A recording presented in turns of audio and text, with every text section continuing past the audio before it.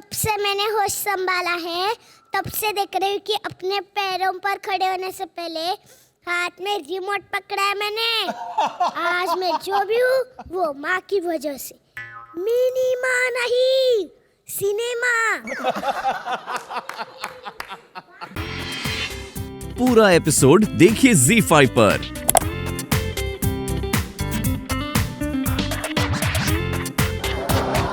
माँ किसे कहते हैं ये सबसे ज्यादा वही जानता है जिसकी माँ नहीं होती।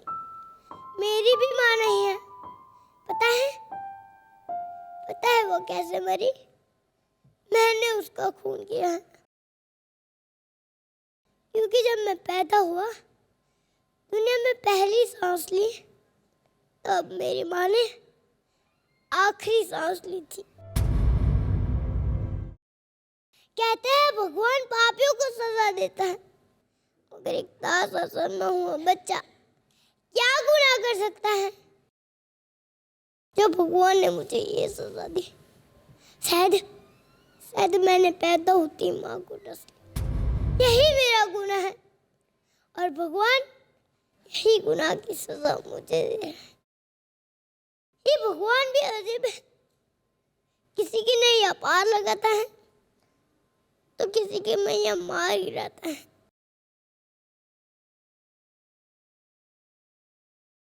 बेखौफ होकर दुनिया को कठपुतली की तरह नचा रहा है। अपना वजूद बताने के लिए कहीं भुजाल लाता है तो कहीं अकाल गिराता है। जब उसको माँ की जरूरत महसूस हुई तो खुद के वास्ते दो माँओं का प्यार बटोर लिया। हे देवकी की कोख से जन्म लेकर यशोदा की गोद में खेलने वाले, तू दुनिया की खबर रखता है, लेकिन तुझे क्या पता माँ की गोद क्या होती। माखन नहीं मिलने पर तू माखन भी चुरा सकता है, मगर मुझे ये तो बता कि मैं माँ का दूध कहाँ से चुराऊं? माँ का आंचल कहाँ से लाऊं? माँ की ममता कहाँ से पाऊं? एक दिन माँ के बच्चे को कौन चुलाएगा और कौन लोरी सुनाएगा? भगवान बनना आसान है भगवान, एक यतीम बन के दिखा। बहुत मुश्किल है भगवान, बहुत मुश्किल है भगवान।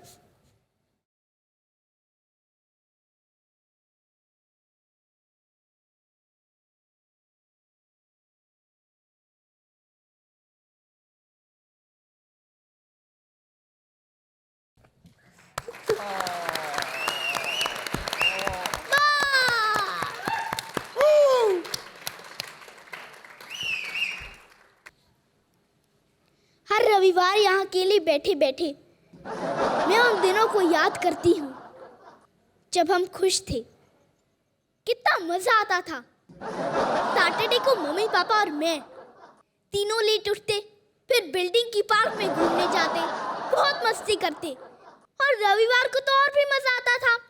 मेरे पापा घर की सफाई करना शुरू करते, फिर उसको बीच में ही छोड़कर खाना बनाने लगते, फिर उसको बीच में ही छोड़कर कुर्सी पर बैठ के पुरानी फोटोग्राफ्स निकाल कर बैठ जाते, फिर उसको भी छोड़ के सोफे पे बैठ के पुरानी किताब पढ़ने लग जाते और काम सारा का सारा अधूरा।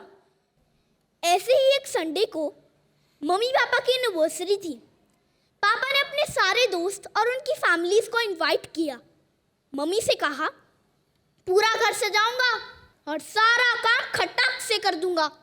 और जब पता चला कि टीवी पे क्रिकेट मैच चल रहा है तो फौरन जाकर कुर्सी पर बैठ गए। मम्मी ने उनसे कुछ नहीं कहा, सारा काम खुद कर लिया। पार्टी भी बहुत अच्छी रही। लेकिन जब सब लोग चले गए तो मम्मी ने पापा से पूछा कि मुझे बार बार ऐसा लग रहा है कि मैं आपकी पत्नी नहीं, इस घर को संभालने वाली कोई नौकरानी हूँ। इससे पहला कि पापा कुछ और बोलते, मम्मी ने मुझे बेडरूम में भेज दिया। मैं दरवाजे के पीछे से सब कुछ सुनती रही और मैं रोती रही। कब नींद आई पता ही नहीं चला।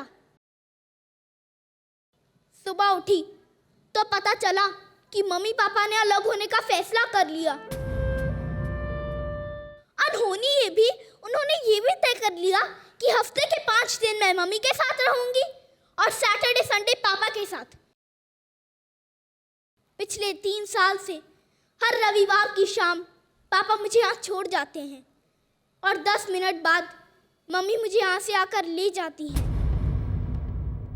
लेकिन इन 10 मिनट में हजारों बार मेरे मन में एक ही सवाल आता है, अलग हुए मम्मी पापा और अकेली हुई मैं, ऐसा क्यों?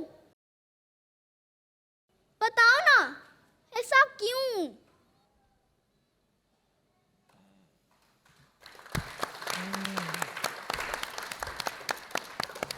जब से मैंने होश संभाला है तब से देख रही हूँ कि अपने पैरों पर खड़े होने से पहले हाथ में रिमोट पकड़ा है मैंने। आज मैं जो भी हूँ वो माँ की वजह से। मिनी माँ नहीं, सिनेमा। मम्मी कहती कि मुझसे बात करना ही बेकार है क्योंकि मैं कुछ ना कुछ डायलॉग्स मार देती हूँ। मैंने उससे कहा कुछ तो डायलॉग कहेंगे। डायलॉगों का काम है कहना कहना कहना। परेशान हो गई वो। ये मेरी गलती नहीं है। सिनेमा नाम की जो चिड़िया है ना वो मेरे सर पर बैठी है।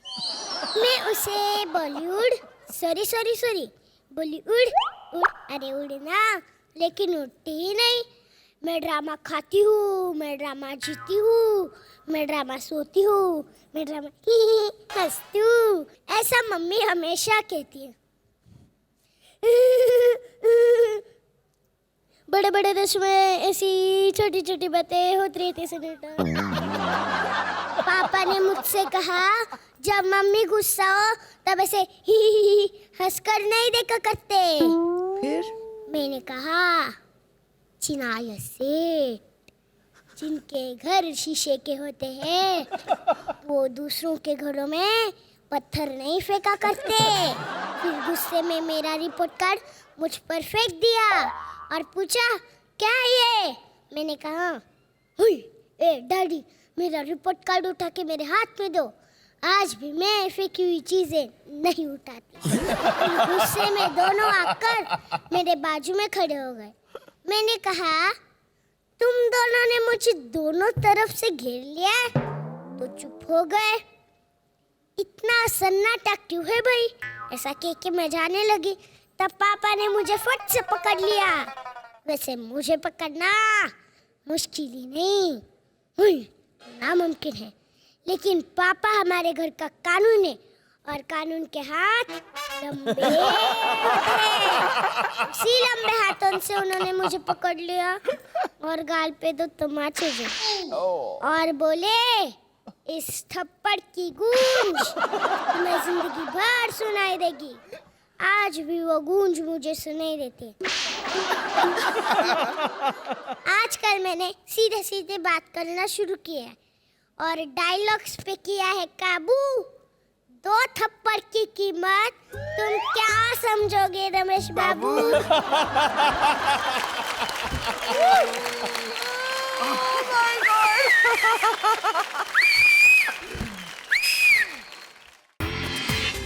पूरा एपिसोड देखिए ZEE5 पर।